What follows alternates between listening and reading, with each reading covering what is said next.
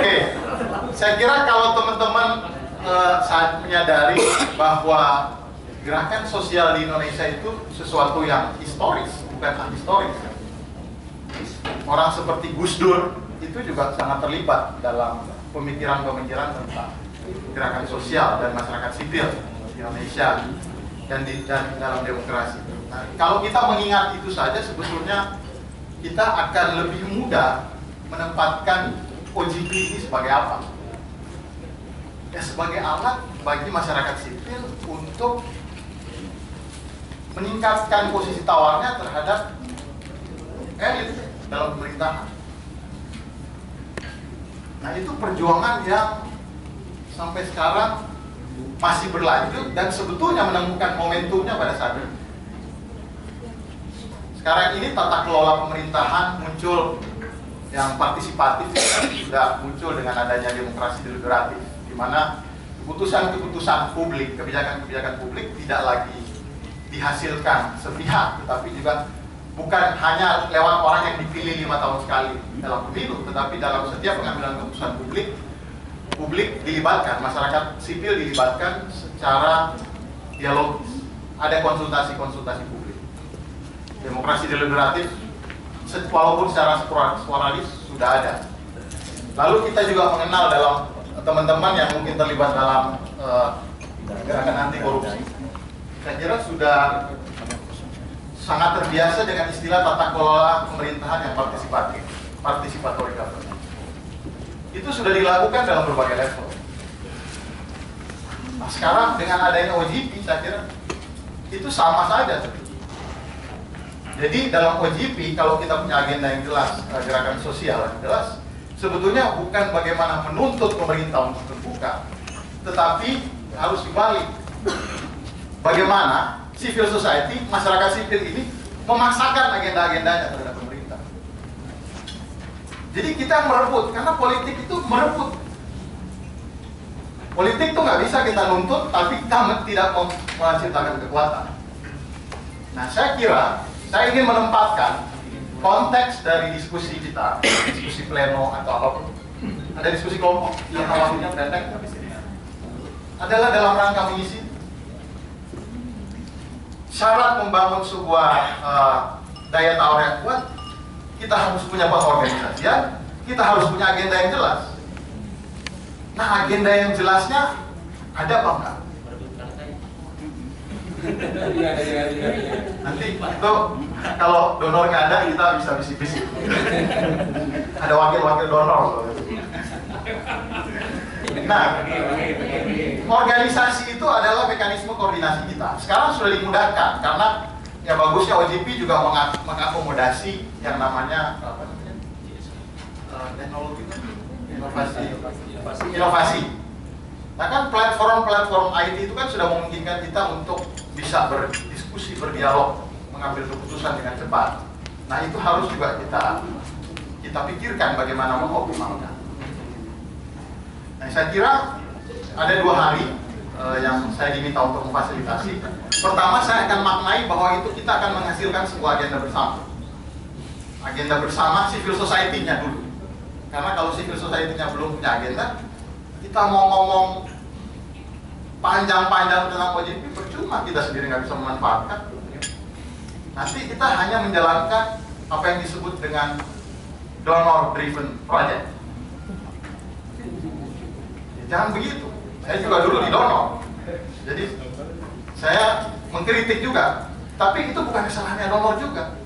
Karena kita juga keenakan bikin log frame, seolah-olah kalau log frame-nya udah kita isi dari activity sampai outcome, lalu persoalan demokrasi di Indonesia sudah selesai.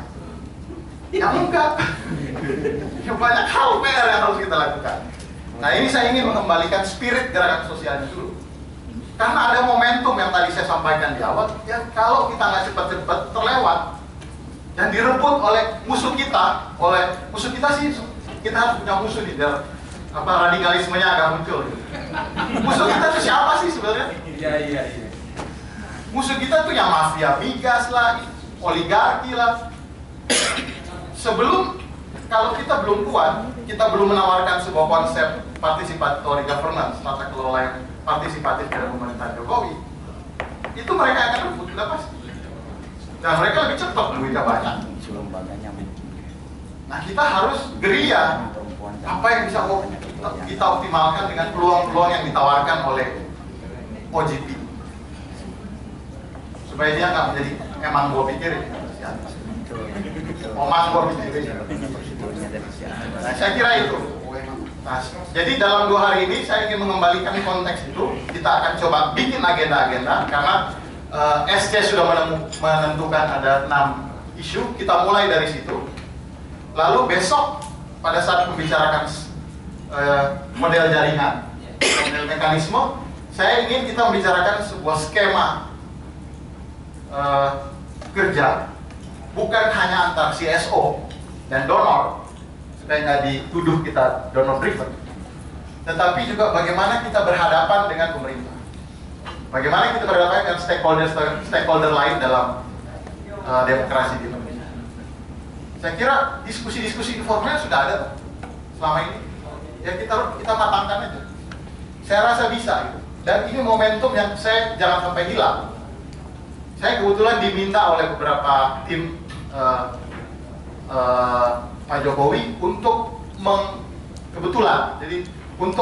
mendapatkan input dari berbagai kelompok masyarakat sipil, supaya skemanya itu bisa skema yang kita tawarkan. Apapun nama dari komunitas masyarakat sipil yang ada di sini, kita bisa klaim karena kita duluan, kita bisa klaim itu adalah model kita. Dan kalau model ini bisa kita finalisasi, maka secara internasional kita juga bisa bilang kepada negara-negara yang 65 yang lain itu bahwa inilah this is the Indonesian model. Wow. Cukup ambisius, tapi ya ada peluang. Menurut saya orang berharap terhadap Indonesia pada saat ini, karena Jokowi memungkinkan kita. Jokowi itu kan mendekatkan kekuasaan, jadi sangat mudah kita jangkau. Devolution of power. Kekuasaan itu bukan sesuatu yang jauh, tapi menjadi dekat dengan gaya belusukan. Tetapi Jokowi belum mengadopsi tata kelola yang partisipatif. Jadi sangat rentan. Kalau Jokowi diganti, hilang semuanya. Coba yang menang Pak Jokowi. Jadi nggak punya makna kita punya diskusi kan. Balik kandang lagi. Ya, lebih radikal. Oke, saya kira itu. Nah, karena teman-teman, itu tawaran saya ya, kita menempatkan itu supaya juga punya spirit kita untuk merebut. Jangankan OJP, kalau ntar ada inisiatif yang lain namanya apa, kita rebut lagi. Ya kan? Kita tunggangi aja forum-forum itu. Ngapain kita membiarkan peluang gitu. Itu kan opportunity, grab the opportunity. Oke, itu. Nah, karena ini sudah saya diminta sebetulnya oleh kolega saya, teman-teman DTI dan Faisal juga tadi sudah ditentukan ada kelompok kerja ya, kelompok kerja 6. Saya kira mungkin supaya nyambung, saya mau minta Faisal atau siapa untuk menjelaskan kenapa ada 6, alasannya apa, landasan berpikirnya apa sehingga 6. Kan ada kenapa nggak 10, kenapa nggak 5, kenapa nggak 3 gitu. Terus ada koherensi nggak gagasan dari 6 ini? Atau ya yang penting kita mulai deh dari pendapat. Itu juga boleh, nggak apa-apa. Yang penting kita jujur ya. Oke, Faisal, silakan. Oke, terima kasih Mas Binyo. Sebenarnya ya secara jujur kalau boleh dibilang ya mungkin ada background atau ada argumen mengapa 6. Jadi ya kita tidak seperti yang dibilang Mas Binyo tadi, ya kita mulai dulu deh dengan 6. Enggak, sebenarnya. Jadi, kalau kita melihat dari apa yang dipaparkan dari hasil ketiga workshop regional, tadi kan terlihat kalau kita sarikan dari berbagai usulan dari tengah, sangat rinci detail, mulai lingkungan sumber daya sampai pelayanan publik, kemudian keterbukaan kawasan dan segala macam. Kita menyarikan sebenarnya ada 6 sektor yang teman-teman di seluruh teman-teman yang sudah terlibat sejak CSOD, kemudian pertemuan regional di 3 daerah itu ada 6 sektor yang menjadi concern. Yang pertama itu adalah pelayanan publik. Pasti banyak sekali, hampir semua sektor berbicara mengenai pelayanan publik, khususnya kesehatan, pendidikan, itu yang paling banyak. Kemudian yang kedua soal anggaran. Anggaran itu kita sendirikan, tapi kemudian ada gagasan bahwa ada satu hal yang juga perlu didorong dari keterbukaan, yang untuk menguatkan keterbukaan anggaran adalah pajak. Maka isu sektor kedua itu adalah keterbukaan anggaran dan pajak. Yang ketiga yang tadi juga banyak dibicarakan adalah soal lingkungan, sumber daya. Di tengah terutama itu yang paling banyak muncul, di timur juga ada juga. Maka lingkungan sumber daya itu menjadi sektor prioritas. Keempat, itu adalah persoalan parlemen, yang memang dari hasil refleksi teman-teman belum banyak yang mengangkat wacana ini di dalam implementasi OGP, meskipun ada salah satu wakil kita yang juga terlibat aktif di kelompok kerja parlemen di OGP Global, yaitu PSHK. Maka tapi di sini kita punya kebutuhan itu dan banyak teman-teman yang sudah juga beraktivitas di situ, maka keterbukaan parlemen dan partai politik itu menjadi sektor prioritas keempat. Kelima itu adalah tadi keterbukaan penegak hukum dan lembaga peradilan, itu juga sempat muncul, meskipun namanya yang di regional tadi bukan hal itu, tapi ada kebutuhan bagaimana teman-teman NGO yang bergerak di isu hukum dan pemberantasan korupsi itu punya cukup pengaruh untuk impact. Itu salah satunya adalah di perlunya penerapan implementasi prinsip-prinsip OGP di sektor penegak hukum dan lembaga peradilan. Ada satu sektor lagi yang sebenarnya hanya muncul di workshop regional, tapi saya tadi belum mendengar disebut di dalam laporan atau refleksi hasil ketiga workshop regional, itu desa. Jadi desa itu sebenarnya adalah sektor. Sudah Bapak tadi ini tadi. Sudah ya? Bapak tadi ngomong. Ya, jadi sektor desa itu banyak disebut, hampir muncul semua, dan itulah maka sektor keenam yang menjadi prioritas itu adalah sektor desa. Kemudian bagaimana platform OGP seperti refleksinya Dana dapat menjadi alat ungkit untuk mendorong kerja-kerja teman-teman yang sudah bergerak di 6 sektor prioritas ini. Maka di dalam pembahasan diskusi kelompok kita usulkan ada 4 perspektif yang bisa digunakan untuk menunjukkan bagaimana bekerjanya platform OGP. Yang pertama adalah bagaimana adanya jaminan akses informasi di ke-6 sektor tersebut. Jadi tiap sektor perlu membahas nanti di dalam kerjanya itu adalah, atau diskusinya itu bagaimana memasukkan perspektif akses informasi. Kemudian yang kedua, bagaimana memanfaatkan prinsip inovasi yang Mas Binyo juga sebut tadi, yaitu salah satunya melalui kecenderungan atau pemanfaatan teknologi informasi yang mengarah kepada isu keterbukaan data, open data. Yang ketiga, platform OGP itu salah satu prinsipnya adalah menciptakan namanya partisipasi, ruang-ruang partisipasi. Bagaimana ruang-ruang partisipasi yang dari tadi pagi juga sudah kita diskusikan, misalnya musrenbang yang kita anggap sebagai ruang partisipasi bisa lebih bermakna ya, atau kemudian bagaimana terciptanya civic engagement, istilah Dana tadi, sebagai mantra OGP ini bisa diwujudkan di dalam ke-6 sektor prioritas. Terakhir adalah bagaimana kemudian rencana-rencana atau usulan-usulan yang kita diskusikan ini juga berdampak terhadap upaya mengurangi pemberantasan korupsi.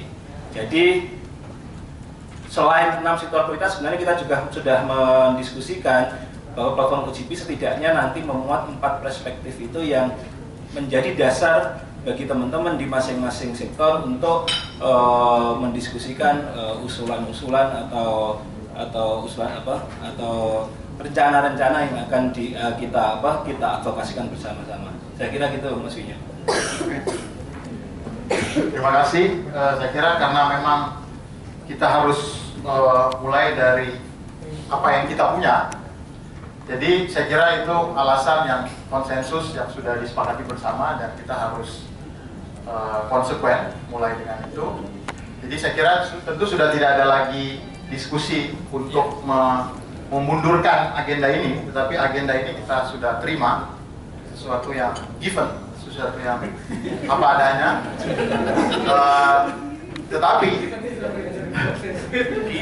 Tetapi saya kira kita tentu perlu melihat ini secara lebih strategis. Oke, kita sudah punya 6 ini, kita mau apakan ke depan.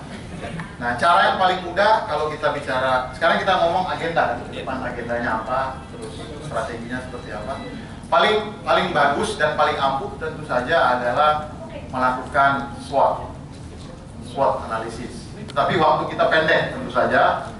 Maka karena di situ saya lihat ada merumuskan aset, tantangan sama rekomendasi. Ya, kenapa nggak tambah strength, weakness jadi SWOT komplit.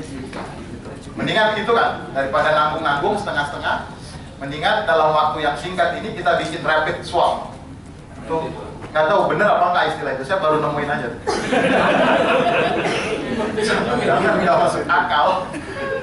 Tapi kira-kira seperti itu supaya apapun langkah ke depan kita tuh berdasarkan apa yang kita punya saat ini, kekuatan kelemahan, terus di depan ada peluang apa yang harus kita rebut dan ancaman apa yang akan menyurutkan langkah kita sebagai sebuah kesatuan masyarakat sipil. Caranya untuk supaya nggak, kan biasanya SWOT bisa 3 hari 3 malam tuh. Nah, caranya menurut saya mau mengajukan usul bahwa kita dalam diskusi kelompok sudah ditentukan kan siapa saja. Masing-masing kelompok sudah ada. Metodenya adalah kita bikin masing-masing 5-7 poin. Misalnya kekuatan kita apa? 5-7 poin. Jadi nggak usah semua. Otomatis kita akan berpikir mana yang paling prioritas. Jadi 5-7 kekuatan kita apa sih? Terus 5-7 kelemahan kita. Jadi kekuatan sama kelemahan tuh lebih ke internal ya, lebih ke internal. 7 poin, 5-7 poin. Lalu peluang di luar kita ada apa? Oh, Jokowi lagi senang menerima gagasan-gagasan. Nah, itu adalah peluang salah satunya. Nah, itu kita rumuskan. Kalau peluang biasanya nggak banyak, yang maksimal 5 udah bagus tuh. Jadi kita tulis di situ. Kemudian terakhir ancaman. Ancamannya juga biasa nggak terlalu banyak, karena kita nggak sadar bahwa kita terancam. Biasanya sih. Tahu-tahu ditangkap. Atau dibubarin.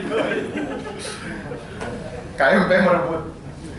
Nah, saya kira itu jadi singkat. Jadi kita nggak usah berpanjang lebar diskusinya. Kita fokus aja ke 5-7 poin, 5 poin lah kira-kira. Lalu rekomendasinya adalah, rekomendasi kan harus berbasis dari SWOT. Kira-kira kekuatan apa yang harus kita kapitalisasi? Pilih aja 5-7 poin juga. Kalau bisa sampai, kalau teman-teman ngotot, wah nggak bisa nih harus 10, ya nggak apa-apa. Saya juga nggak malah. Ya. Mana ya? Gini, panitia kayaknya sudah mendistribusikan kepada teman-teman peserta. Oh, sudah ada. Kerangka apa yang mau dibicarakan tiap sektor. Jadi itu mungkin bisa menjadi salah satu pemicu untuk diskusi dari kelompok pelayan publik. Juga kayaknya teman-teman Yapika dengan Pak Dino sudah menyiapkan, tinggal nanti kemudian menerima input dari teman-teman daerah, termasuk dari kelompok yang lain, sehingga mungkin nanti diskusinya tidak melebar terlalu jauh, hanya mungkin yang tidak masuk dalam kerangka ini nanti bisa dimasukkan teman-teman dalam diskusinya, sehingga saya kira ini akan lebih mudah, kecuali mungkin dari beberapa kelompok yang tidak menyiapkan.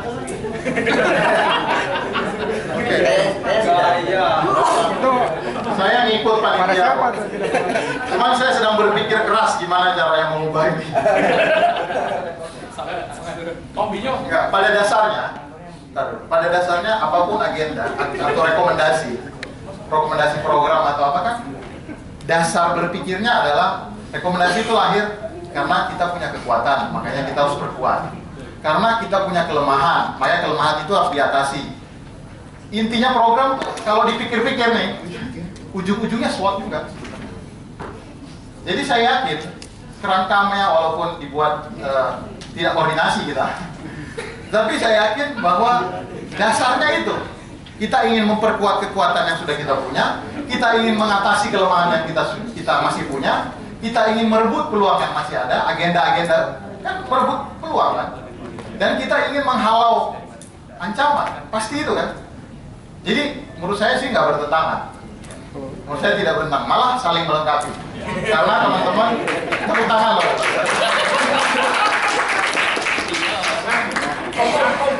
Ya. Sorry. Ya, saya usulkan coba dicek sekali lagi untuk peserta per kelompok karena ada beberapa yang tidak terkonfirmasi hadir.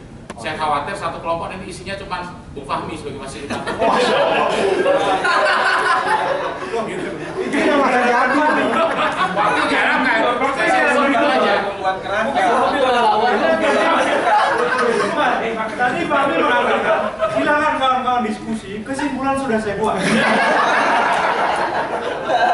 Buat laporan bro. Kelompok satu misalnya angkat Ya komplit nggak? Kelompok satu siapa? Ya, Pelayanan publik. ini aja teman-teman panitia checklist daftar hadirnya.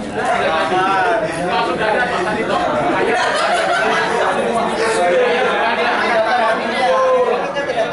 Ya. Ini aja, kita kumpul aja. Kalau kurang ya nanti kita selesaikan. Dan gampang aja deh. Jangan dipersusah ya. Setuju nggak tadi? Dengan model SWOT tadi? Ya. Boleh ya?